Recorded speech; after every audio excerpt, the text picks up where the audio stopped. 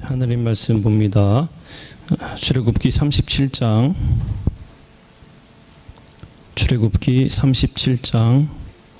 1절에서 16절까지의 말씀.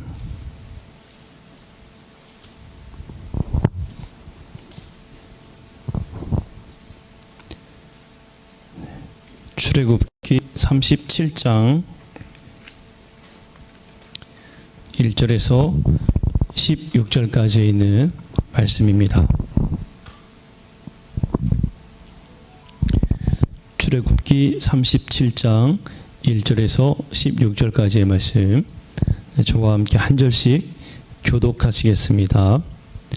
부살렐이 조각목으로 궤를 만들었으니 길이가 2 규빗 반, 너비가 1 규빗 반, 높이가 1 규빗 반이며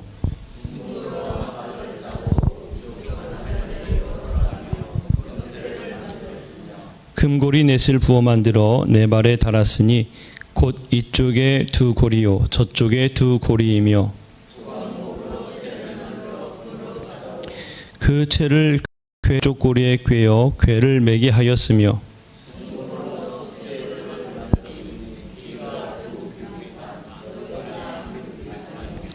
금으로 그룹 둘을 속죄소 양쪽에 쳐서 만들었으되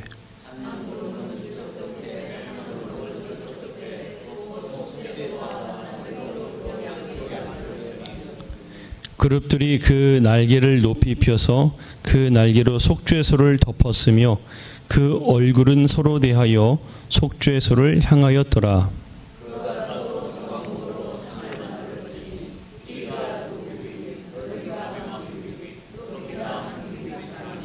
순금으로 싸고 위쪽 가장자리로 돌아가며 금태를 둘렀으며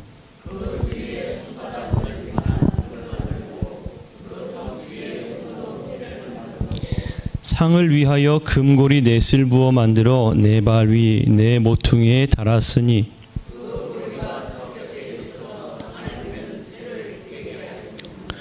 또 조각목으로 상멜 채를 만들어 금으로 쌌으며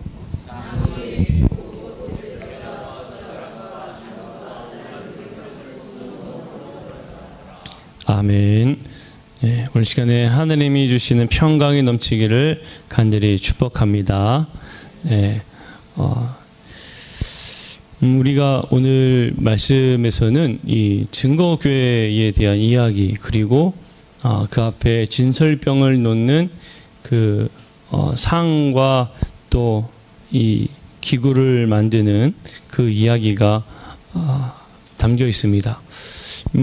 부살렐이 이제 하느님의 말씀대로 이것들을 만들게 되는데, 이 출애굽기 25장에서 하나님께서 명령하신 그대로 이 성막 안에 둘 증거궤와 진설병상을 만들게 됩니다. 그런데 이 말씀을 우리가 가만 보면 사실 우리가 성경을 읽을 때 이런 부분이 나오면 조금 힘들잖아요. 이거는 몇 규빗이요, 이거는 몇 규빗이요, 금으로 둘러싸고 이런 이야기를 들으면 뭐 읽을 때마다 조금 어려워요. 건너뛸까 뭐 이런 생각도 들기도 하고. 그런데 이제 이 말씀을 같이 이제 준비하면서 또 새벽과 연관지어서 쭉 준비하다 보면, 야, 여기 참 이 하느님이 말씀하신 이 말씀들과 그 준비하라는 내용들이 정말 깊은 의미가 있구나. 이걸 알면 아주 기가 막힌 하느님의 은혜가 있다는 겁니다. 이 은혜를 우리 모두가 다 깊이 좀 함께 나누고 깨달았으면 좋겠어요. 자, 먼저 이 궤를 만드는 거거든요. 이 본문에서는 궤를 만든다는 것으로 시작을 하죠. 그 궤에 대한 이름은 나오진 않는데, 우리가 보통 이거를 뭐라고 이야기하는가 하면 언약궤다, 뭐 이렇게 흔히 이야기를 합니다.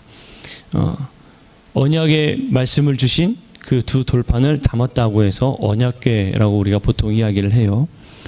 이 부살렐이 성막의 벽을 세우는 재료하고 동일한 재료로 이 언약궤를 만듭니다. 이 궤를 만들어요. 성막의 벽을 세우는 재료가 뭐냐면 조각목이거든요. 조각목. 이 조각목이 뭔가 하면 새벽에도 나누었는데 그 아카시아 나무과에 속하고 더군다나 우리나라와는 좀 더 다르게 이게 휘어진 울퉁불퉁 구부러진 그런 나무입니다. 그리고 매우 흔하고 어떤 귀하다고 이야기할 수 없는 정말 때로는 쓸모없다라고 이야기할 수 있는 흔한 아카시아과 나무, 그거를 하나님께서 만드셨다는 거예요. 재료로. 성막을 만들 때에도 그것을 중심으로 만드셨는데 이 증거궤도 역시 마찬가지로, 언약궤도 마찬가지로 뭘 만드냐면 이 조각목으로 만들었다는 거예요. 하나님의 성전에 쓰이는 것들을 가만 보니까 뭐 특별한 아주 귀한 것으로 만들려고 하시지 않았어요. 너무나 흔한 것, 그리고 그냥 지나칠 수 있는 것, 이러한 것들, 남들은 가구를 만들 때 쓸모없다고 무시했던 것, 이런 거를 통해서 만들었다는 겁니다. 그거를 깎아서 그 순금으로, 그것도 순금, 불순물이 하나도 섞이지 않은 순금으로 싸서 그걸로 궤를 만들었다는 거예요. 그리고 그 안에 돌판을 넣었다는 겁니다. 참 하나님께서 재료를 선정하실 때에 이렇게 특별한 재료를 만들지는 않으셨구나. 그냥 우리가 흔하게 보이고 흔하게 지나칠 수 있는 그런 것들을, 또 남들은 무시할 만한 것들을 통해서 오히려 그걸 깎아서 싸서 이거를 너무나 귀한 하나님이 임재하는 그 상징의 장소에 사용하시는구나라는 것을 깨닫게 됩니다. 자, 하나님께서 그렇게 말씀하신 대로 궤를 만들고 거기에 무엇을 넣는가 하면 십계명의 두 돌판을 넣어서 보관하게 되지요. 그래서 증거판을 담고 있기 때문에 증거궤다, 언약의 말씀을 주었기 때문에 언약궤다, 이렇게 이제 우리가 이야기를 합니다. 증거궤는 가로가 1.2m, 세로와 높이는 각각 68cm 정도 되는 덮개 없는 상자 모양이에요. 궤니까요. 덮개 없는 상자 모양입니다. 우리가 증거궤, 언약궤 하면은 뭐 인터넷이나 이런 데를 찾아보면 쉽게 우리가 볼 수 있는 위에 뚜껑이 있는 모습까지 생각을 하는데, 뚜껑은 또 다른 이름이 있어요.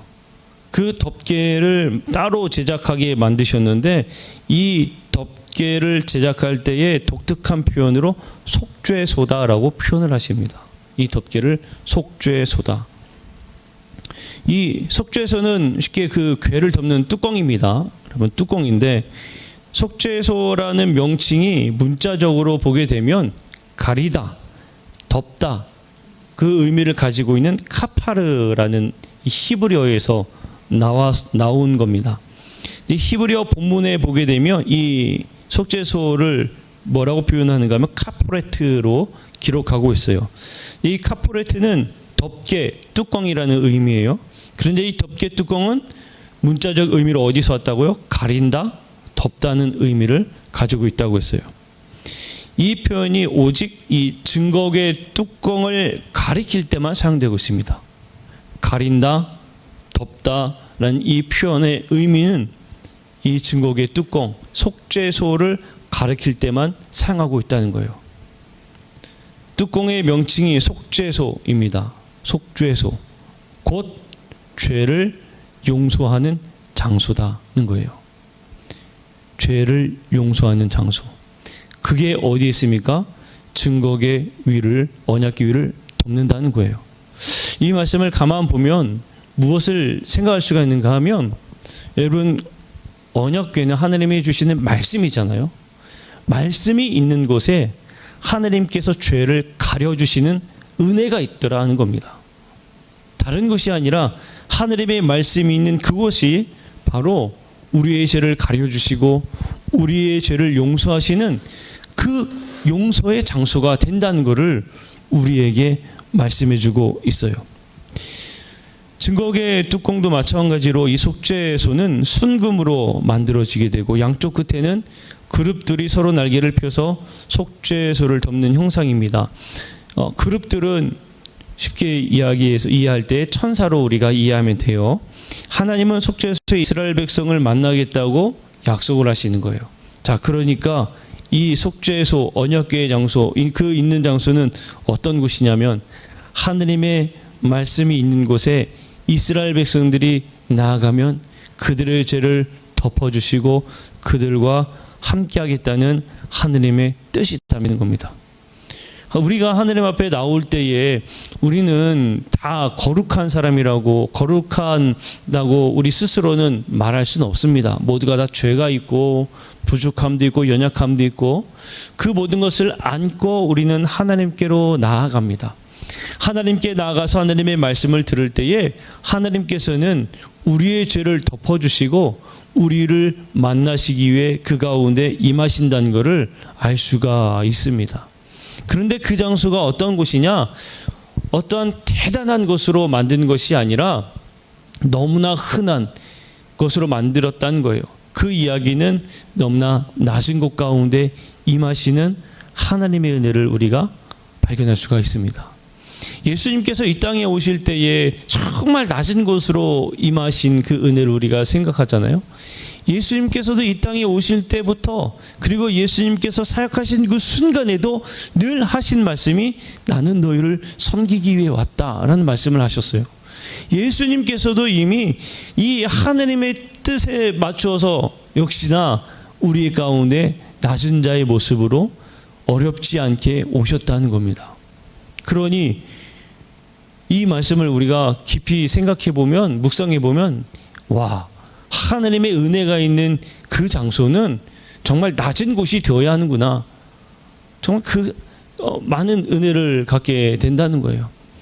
특별히 남들과 구분 짓는 그런 곳이 아니라 정말 낮은 자가 낮은 곳으로 누구든지 올 수 있는, 그리고 하나님의 말씀을 들으러 올 수 있는, 그리고 누구든지 나온다면 그 죄의 용서함을 받을 수 있는 그곳이 바로 언약궤가 있는 곳, 하나님의 전이 되는구나, 하나님이 계신 하나님의 성전이 되는구나, 우리는 알게 된다는 겁니다.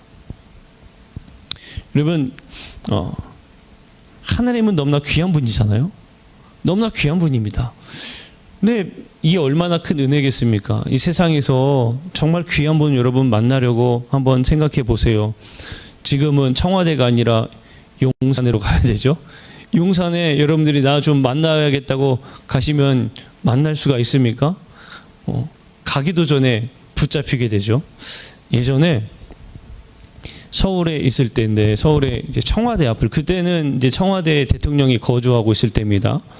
청와대에 이제 차를 타고 가는데, 이제 차를 타고 기다리는데 갑자기 경찰들이 막 뛰어가는 거예요. 왜 막 뛰어가냐면 택시가 쭉 가다가 청와대 앞에 멈춘 겁니다. 그러니까 택시가 멈추자마자 경비 서던 경찰들이 막 뛰어와서 택시를 둘러싸는 거예요. 여기에 멈추면 안 된다 이거죠. 누가 어떻게 올지 모르니까 거기에서부터 이미 제지를 가하더라고요. 그런데 하나님께서는 우리에게 나 높은 곳에 있어, 어느 정도 자격이 되어야 돼, 이런 걸 말씀하신 게 아니라 이미 내가 임할 곳은 누구든지 올 수 있는 곳, 그곳이라는 것을 이미 우리에게 말해주고 있더라는 거예요. 와, 이게 하나님의 은혜구나. 이게 하나님의 은혜구나. 이 말씀 가운데 우리는 그걸 깨닫게 됩니다. 자, 두 번째로 보면 이제 상과 상 위에 기구를 만드는 이야기가 나오거든요. 부살렐이 역시 동일한 방법으로 조각목과 순금을 사용해서 상을 만들게 돼요. 근데 이 상은 어떤 것이냐 하면 이 출애굽기 25장에 있는 말씀을 볼 때에 바로 이 진설병을 진열해 놓는 상입니다. 진설병은 다름이 아니라 하나님께 바치는 거룩한 떡이에요. 이 제사장은 매 안식일에 12개의 떡을 12개의 떡을 두 줄로 상 위에 놓아 두어야만 했습니다. 궤를 만들 때와 같이 상도 운반할 수 있도록 고리와 채를 만들게 되고, 또 상 위에는 진설병을 두기 위한 다른 기구들도 준비되게 돼요. 대접은 진설병을 놓기 위한 기구입니다. 그리고 본문에는 숟가락이라고 번역되어 있는데 16절에 보면, 우리가 읽은 16절에 대접과 숟가락과 잔과 따르는 병이라고 되어 있잖아요. 근데 이 숟가락으로 번역된 이 히브리어는 카프인데, 이거는 일종의 작은 냄비입니다. 작은 냄비. 그 위에 무엇을 두는가 하면 향유를 두는 거예요. 그리고 이 향은 마찬가지로 진설병과 함께 상 위에 놓아서 누구에게 드려지는가 하면 하느님께 드려지는 거죠. 그리고 잔과 병은 포도주를 위한 기구입니다. 그런데 여러분, 이 진설병상이 갖는 의미가 무엇이냐면, 진설병에 놓여진 이 상은 모세와 이스라엘 장로들이 70여 명이 하나님께서 이스라엘 백성들과 언약을 맺은 다음에 그들이 먹고 마신 것을 기념하기 위해 놓은 상입니다. 그러니까 이 진설병을 하나님께 드리는 그 자리는 다름이 아닌 하나님과의 언약을 축하하며 함께 즐긴 축하의 자리, 축제의 자리, 그 자리를 상징성으로 두고 있는 거예요. 하나님이 임재하신 그곳은 우리 모두가 다 하나님과 깊은 교제를 이루는 그 자리가 된다는 것을 말해주고 있는 겁니다. 진설병상은 지성소와 함께 회막을 이루는 성소에 비치해야 하는 기구들 중에서 가장 처음 제작된 것이기도 합니다. 지성소 안에 위치한 속죄소의 두 그룹 사이에 임재하신 하나님을 환영하고 기뻐하며 떡을 함께 나눈다. 이 모습을 의미로 두고 있는 거예요. 자, 그러면 우리들도 마찬가지입니다. 우리가 하느님 앞에 예배하여서 하나님의 임재를 경험하고 하나님의 임재 안에서 우리가 기쁨을 누릴 때에 이 기쁨은 나 혼자만의 기쁨이 아니라 함께한 모든 이들과 나누는 그 기쁨이 된다는 거예요. 여러분, 우리가 애찬이 참 중요합니다. 왜 애찬이 중요하냐면 하나님의 은혜를 받은 우리가 함께 그 은혜를 나누며 식사하는 자리가 애찬이거든요. 그 축제를 기념하는 자리예요. 이런 축하의 자리에 가면 꼭 그 축하 음식을 먹잖아요. 우리가 결혼식에 가면은 상징적으로 어떻게 얘기합니까? 국수 한 그릇 먹고 온다고 얘기를 하잖아요. 이 잔치 국수를 상징적으로 이야기를 하잖아요. 나 그 잔치에 참여했다. 나 그 잔치에 참여한다라는 걸 얘기하잖아요. 마찬가지예요. 여러분, 우리가 점심에 시간이 됐으니까 그냥 밥 먹는 게 아니에요. 하느님의 은혜를 기쁘게 누리고 그걸 함께 우리 공동체가 나누는 자리인 겁니다. 귀한 자리예요. 축제의 장이 되어야 되는 거예요. 그래서 교회에서의 예배는 축하의 자리, 축제의 자리가 되는 것이고, 우리가 주일에 예배에 참여하는 것은 나는 그 하나님의 임재를 경험하는 축하의 자리에, 축제의 자리에 나는 참여한다. 그 의미를 가지고 있는 겁니다. 이게 사실 너무나 귀한 자리거든요. 귀한 자리예요. 여러분, 너무나 축하의 자리, 너무나 기쁨이 넘치는 그런 자리에 이 초청을 받으면 어떻게든지 여러분 우리가 참석하려고 하지 않습니까? 그런데 하나님을 만나고 정말 그 축하해야 할 그 자리라고 한다면 여러분 더 사모하는 마음으로 우리는 주일의 예배에 참여해야 될 줄로 믿습니다. 어떤 의무적인 습관적인 참여가 아니라 나는 하나님을 만나서 그 축제를 누릴 거야 하는 마음으로 주일의 예배에 참여해야 되는 거예요. 하나님께서는 바로 그런 의미로서 이스라엘 백성들에게 나타내신 겁니다.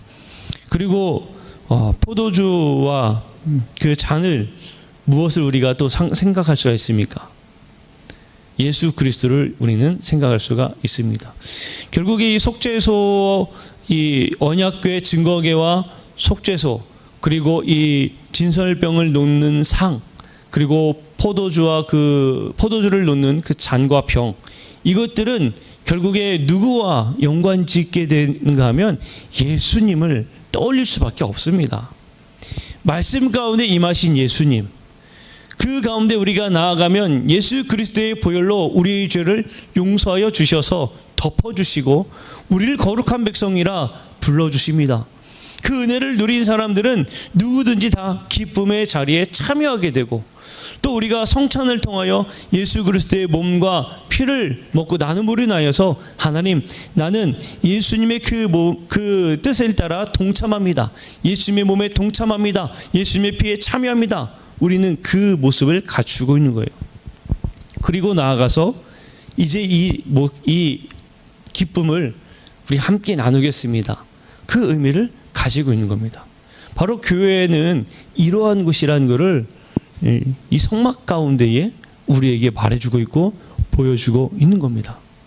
여러분, 우리 물건리 교회가 정말 하나님의 말씀이 있고 또 하나님의 은혜가 있고, 그래서 기쁨이 넘치고 모두가 다 즐겁게 축제처럼 예배하는 우리가 귀한 공동체가 되기를 간절히 축복합니다. 그리고 이런 공동체는 나만 누리는 게 아니라 어떻게 한다고요? 같이 누리는 거예요. 같이. 이게 정말 중요하다는 겁니다. 1960년에서 70년대 우리나라에서 이제 중요하게 잡았던 게 뭡니까? 잘 살아보세잖아요. 잘 살아보세. 그게 뭐냐면 새마을 운동입니다. 새마을 운동. 그래서 저도 새마을 노래를 알더라고요. 새벽종이 울렸네고. 아니 이거를 저도 기억을 해요. 그 얼마 전에 그 경상남도 분유에서 그 새마을 한마음 어울마당에 가서 맨 마지막에 새마을 노래 부르는데 저도 부르고 있어요. 난 몰라야 될 것 같은데 알고 있어요. 저도 기억에 어릴 때에 이 그러니까 새마을 운동한다고 빗자루 들고 마을 청소하던 그 지금도 생각납니다. 아침에 일찍 이 새마을 운동했던 것들이 아마 지금 젊은이들은 잘 모를 겁니다. 이제 우리 아이들도 모르고 중고등학생들도 모르고 대학생 20대들도 모르고 30대들도 모르지 않을까 싶습니다. 자, 그런데 자, 이 새마을 운동 때문에 분명한 것은 우리나라 경제 성장 이루었어요. 엄청나게 발전을 했지요. 급속하게 발전했습니다. 그런데 우리나라 사람들이 모두 행복하지는 않았어요. 안타까운 것은 갈수록 가족이라는 가치를 잃어버리게 됐고, 또 사랑과 평안과 서로를 위해 주는 가족이 잘 살면 잘 살아질수록 그 가치를 잃어버리기 시작했습니다. 부모 공경도 잃었고요. 자녀의 소중함도 잃어버리기 시작했습니다. 심지어는 우리가 뉴스를 통해서 부모를 살해하는 그리고 자식을 살해하는 참 생각지도 못할 일들을 우리는 접하게 된다는 거예요. 우리가 이런 모습을 보면 세상에서 잘 사는 것을 모토로 열심히 살았는데 결국에 소중한 사람들은 잃어버리는 안타까운 모습을 우리는 발견하게 됩니다. 그런데 오늘 우리에게 주는 이 하느님의 언약궤 가운데 드러나는 말씀은 하느님의 은혜 안에서 기쁨을 누리면 누릴수록 오히려 다른 누군가를 소외하는 것이 아니라 다른 그들을 다 그 자리에 동참하게 만든다는 겁니다. 함께 기쁨을 누리자, 함께 그 말씀 안에서 우리가 거룩한 그 기쁨을 누리자고 우리에게 더 말해주고 있는 겁니다. 그래서 지금의 때에 더욱더 교회가 이 세상에 더 필요합니다. 그리고 이러한 세상 가운데에 교회가 더 중요한 역할을 감당하는 줄로 믿습니다. 자, 사랑하는 성도 여러분, 언약 안에서 하나님께서는 하느님의 백성의 죄를 덮으시고 그들을 향해 베푸시는 하느님의 사랑이 바로 이 증거궤 그리고 속죄소 가운데에 나타나고 있습니다. 뿐만 아니라 하느님의 그 은혜를 이 하느님의 약속 안에서 백성과 함께 먹고 마시는 아주 놀라운 상징성을 우리에게 여실히 보여주고 있고, 그것이 이제는 예수 그리스도를 통하여서 그 보혈의 은혜로 죄사함 받은 우리가 기쁨의 자리, 축제의 자리를 누리고 함께 그 즐거움을 누리는 아름다운 공동체로 변화되었음을 우리는 깨닫게 됩니다. 우리는 이 말씀을 기억하면서 이제는 내가 하나님 말씀이 있는 곳에 은혜가 있고 그 은혜의 그 기쁨을 나 혼자 누리는 것이 아니라 이제는 함께 누리는, 그래서 그 잔치에 나 혼자만 잔치에 참여하는 것이 아니라 함께 그 잔치에 동참하고 함께 하자는 이제 그러한 모습을 갖고 더욱더 열심히 주 안에서 교제를 이루는 우리 성도들이 되어야 할 줄로 믿습니다. 오늘 이 말씀을 기억하고 더욱더 하나님의 사람으로 하나님과 교제하고 또 하나님의 은혜를 누리는 우리 모두가 더욱더 성도들 간의 교제, 또 이웃들 간의 교제를 이루는 우리 모든 성도님들이 되시기를 주님의 이름으로 간절히 축복합니다. 기도하겠습니다.